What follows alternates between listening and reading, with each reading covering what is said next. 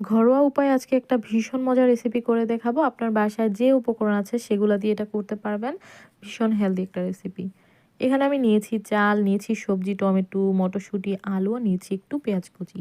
আর আমি এখানে ৩টা সবজি নিয়েছি। আপনারা চাইলে ১টা বা ২টা নিতে পারেন। বয়স অনুযায়ী বাড়িয়ে কমিয়ে নিবেন। এখানে আমি চালটা দিয়ে দিয়েছি। বাসমতি চালটা ইউজ করছি। আপনি চাইলে ভাতের চাল ইউজ করতে পারেন। তারপর এখানে যে সবজিগুলো আমি নিয়েছি সেগুলো দিয়ে দিচ্ছি, পেঁয়াজ কুচি দিয়ে দিচ্ছি। আমি সচরাচর এতগুলা সবজি নেই না। আমি কিন্তু ১টা দিয়েই চেষ্টা করি বা ২টা, তার বেশি না। তবে আপনি হচ্ছে বয়সটা অনুযায়ী আপনি সবজিটা দেওয়ার চেষ্টা করবেন। ১টা, ২টা, ৩টা এরকম। এখানে হচ্ছে আমি একটু সামান্য হলুদ দিয়ে দিয়েছি। দিয়ে দিচ্ছি আদা রসুন পেস্ট। আদা রসুন পেস্ট দিয়ে একটু লবণ ইউজ করেছি পরিমাণ অনুযায়ী। আর দিয়ে দিচ্ছি অলিভ অয়েল তেল। আমি রান্নায় যে অলিভ অয়েল তেলটা ইউজ করি সেটাই দিয়েছি এখানে। আর হচ্ছে যা বাসায় যদি অলিভ অয়েল না থাকে সেক্ষেত্রে হচ্ছে যে তেলটা আমরা খাই বড়রা, সে তেলটাও আপনি দিতে পারেন একটু সামান্য করে। দিয়ে এটাকে হাতে ভালোভাবে মাখিয়ে নেবেন।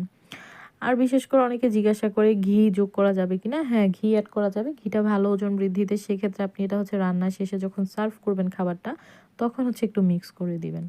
এখানে আমি নরমাল টেম্পারেচারের পানি ইউজ করেছি পরিমাণ অনুযায়ী। এটা একদম ভর্তা খিচুড়ি করব না, যেটাকে একদম লেটকা বলে, সেটা করব না। আমি এটা একটু ভুনা টাইপের করব। তার জন্য আমি পরিমাণ অনুযায়ী পানিটা দিয়েছি। এখানে কোনো প্রকার অন্য গরম মসলা, তেল, ঝাল প্রকার মানে কিছুই দিতে হবে না। জাস্ট আমি যে মসলাগুলা দিয়ে রান্না করছি হালকাভাবে সেগুলা দিয়ে করে দেখবেন, এটা ভীষণ মজা হয় খেতে। তো এভাবে চুলার আঁচটা হচ্ছে আপনি মিডিয়ামে রেখে রান্নাটা করে নিবেন। ঢেকে একটু পর, পর উঠিয়ে নেড়ে-চেড়ে দিবেন।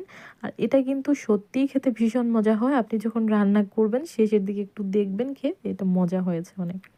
আমি আগে থেকে একটা ডিম সিদ্ধ করে রেখেছিলাম। রান্না যখন আমার প্রায় শেষ, মানে 99% হয়ে গিয়েছে বলতে গেলে একটু, তখন আমি ডিম সিদ্ধটা এখানে মিক্স করে দিয়েছি যেন একটু ফ্লেভারটা এড হয়। আমি এটা একদম হচ্ছে মাঝে দিয়ে কেটে, কেটে নিয়েছি। সাদা ডিমটা তার জন্য দেখা যাচ্ছে না। দেখেন আমার রান্না কিন্তু পুরোপুরি শেষ। দেখতে কিন্তু ভীষণ লোভনীয়।